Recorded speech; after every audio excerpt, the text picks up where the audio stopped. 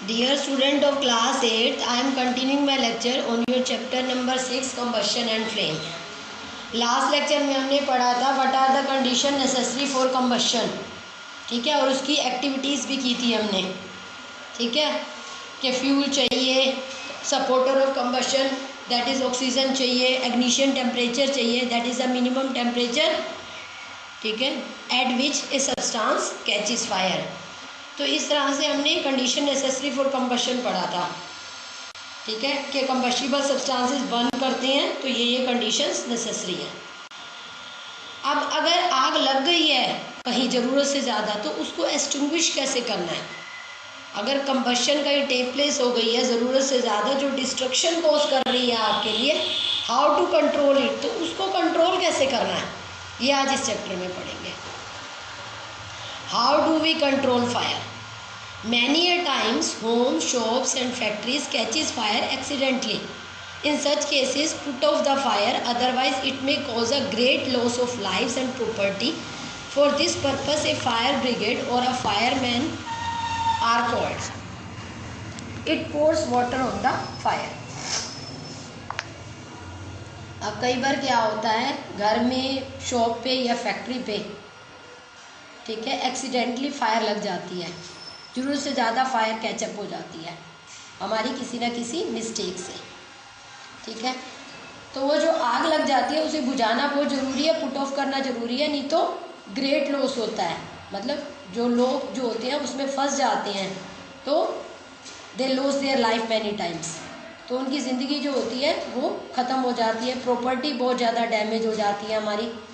तो उस केस में जब आग लग जाती है इन सब चीज़ों से खुद को बचाने के लिए हम फायर ब्रिगेड को बुलाते हैं, ठीक है, फायर ब्रिगेड या फिर फायरमैन को बुलाते हैं ताकि उस आग को बुझाया जा सके, ठीक है। तो वो क्या करते हैं, it pores water on the fire, जो फायर एक्सटिंग्विशर होता है वो फायरमैन भी साथ में होते हैं, तो वो पानी डालते हैं उसके ऊपर, आग के ऊपर। देखो स्लाइड की फ़ोटो में दिखाया हुआ है कि एक बहुत बड़ा पाइप पकड़ रखा है फायरमैन ने और होल्ड अप कर रखा है जिसमें से बहुत तेज़ी से पानी जो है वो ऊंचाई तक जा रहा है आपका।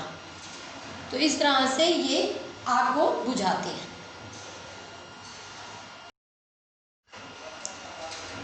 Water cools and combustible material so that its temperature is brought below it's ignition temperature. जो जब हम पानी डालते हैं तो पानी से क्या होता है, पानी डालने से उस कंबस्टिबल सब्सटेंस का जो टेम्परेचर होता है वो उसके इग्निशन टेम्परेचर से कम हो जाता है।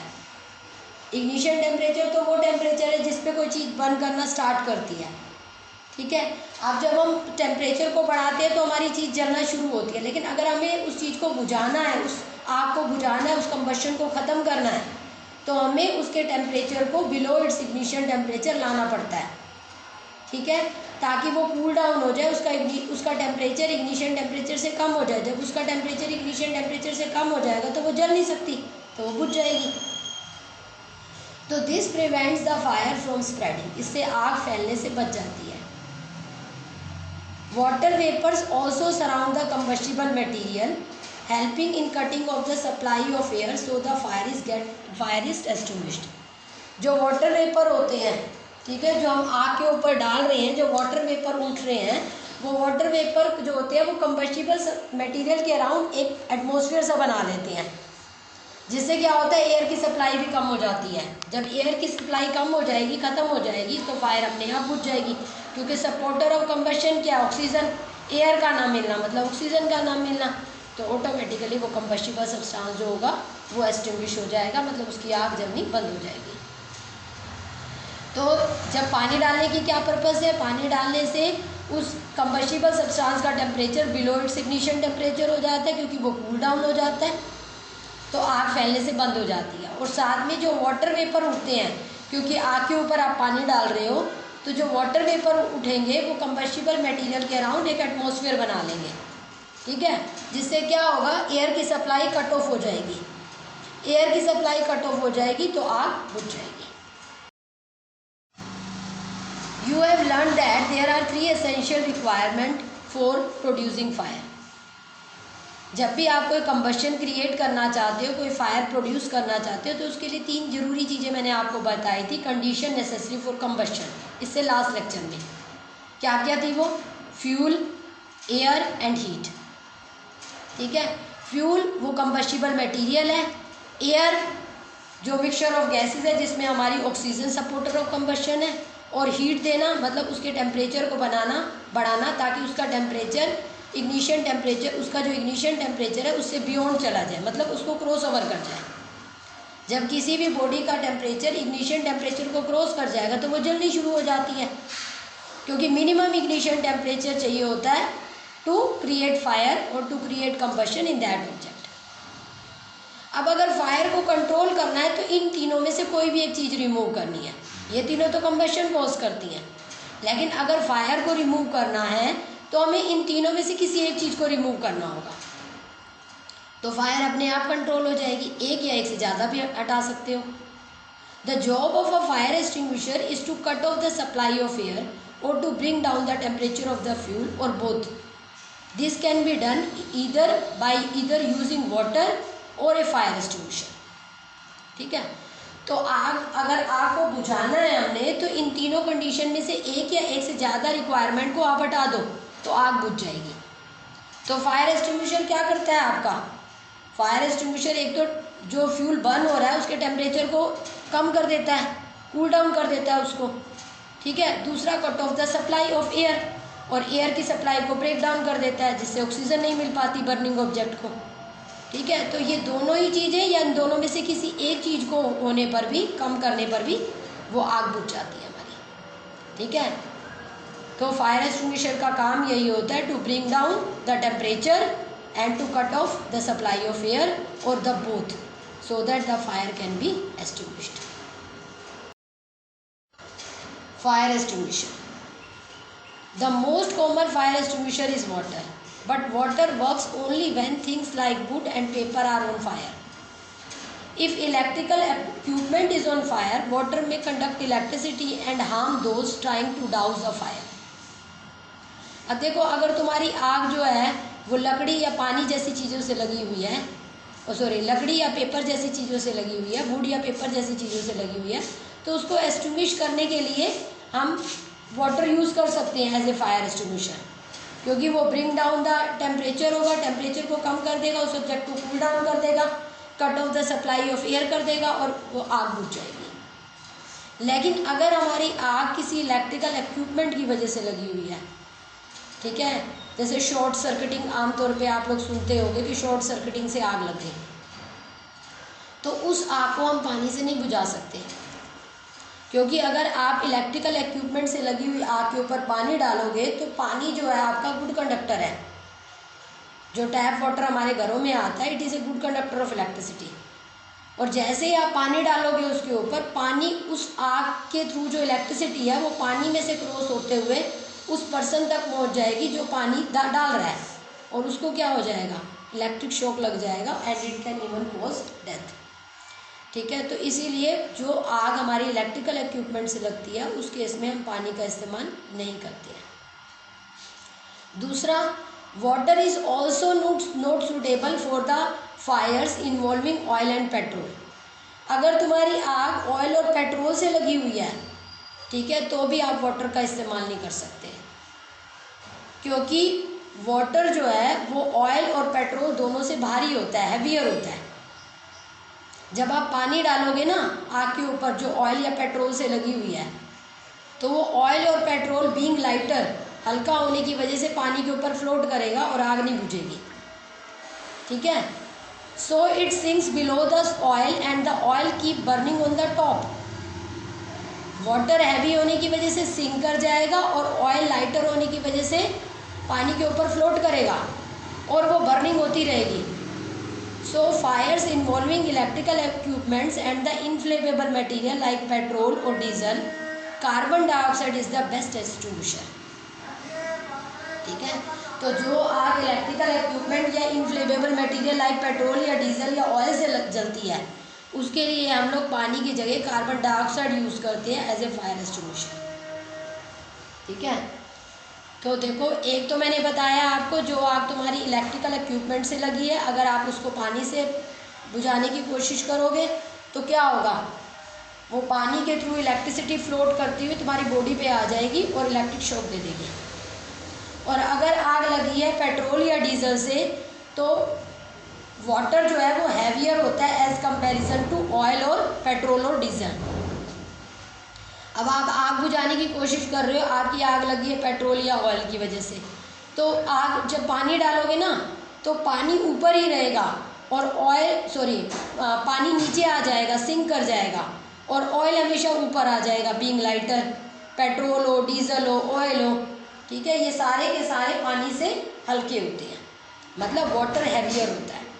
अब वाटर हैवियर होने से सिंक करेगा और ऑयल या पेट्रोल फ्लोट करेगा ऑन द वाटर और आग नहीं बुझ पाएगी। तो इस टाइप के जो inflammable material like petrol and diesel है या फिर इलेक्ट्रिकल इक्विपमेंट से लगी हुई आग है, इसके लिए carbon dioxide best fire extinguisher है। हाउ, ये अब हम एक्सप्लेन करेंगे।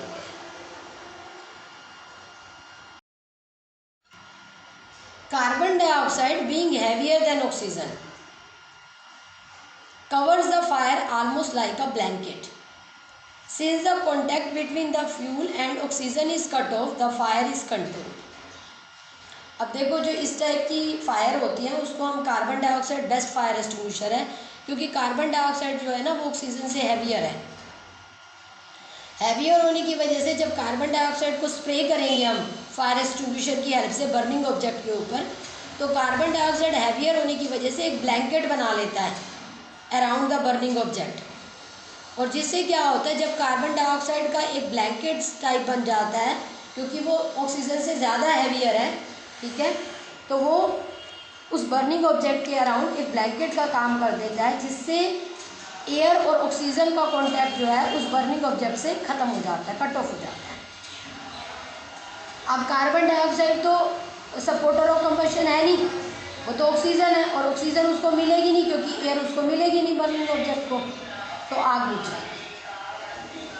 The added advantage of carbon dioxide is that in most of the cases it does not harm the electrical equipment. और दूसरा बड़ा बेनिफिट क्या है कार्बन डाइऑक्साइड का, कि ये इलेक्ट्रिकल इक्विपमेंट जो कि जल रहा है उसके अराउंड जब कार्बन डाइऑक्साइड का एक एटमॉस्फेयर बन जाएगा और आग बुझ जाएगी, तो इलेक्ट्रिकल इक्विपमेंट को कार्बन डाइऑक्साइड कहीं भी हार्म नहीं करता, मतलब इक्विपमेंट भी बच गया, आग भी बुझ गई, सेफ हो गई।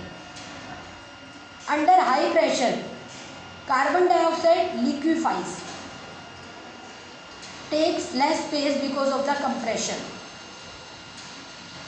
Liquid carbon dioxide stored at high temperature in the cylinder. A nozzle is attached with cylinder to release the carbon dioxide.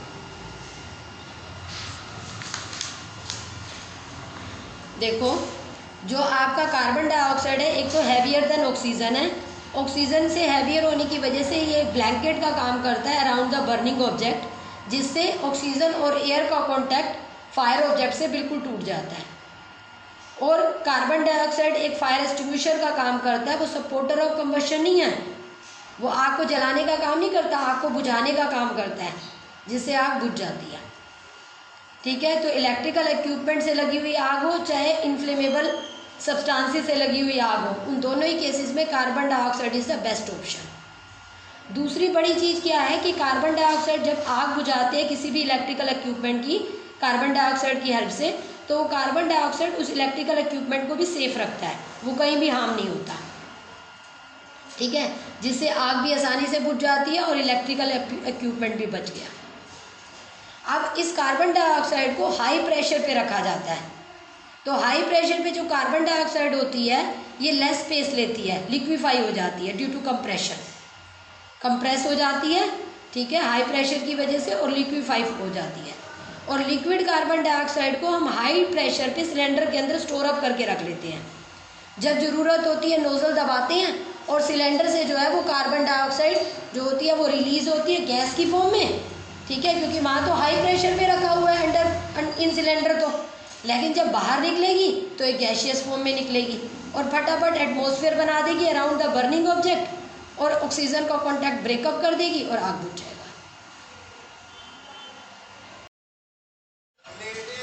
When nozzle is opened, carbon dioxide start coming out from the cylinder, expands enormously in volume and cool down.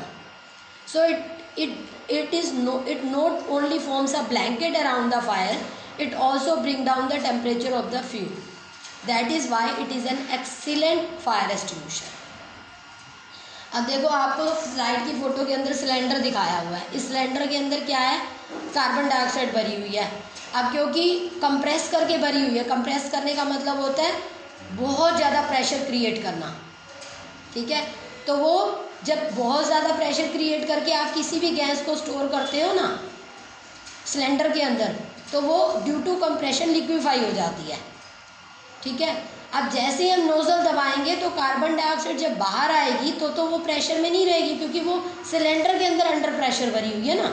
अब तो वो air का part बनेगी, release होगी, तो वो expand करेगी एनर्मसली, बहुत ज़्यादा, और अपने वॉल्यूम को बहुत ज़्यादा इंक्रीज कर लेगी. जब बर्निंग ऑब्जेक्ट के ऊपर आप नोज़ल दबाओगे उसके नियर अबाउट, तो वो एक एटमॉस्फेयर बना लेगी around the burning object, expand करके खुद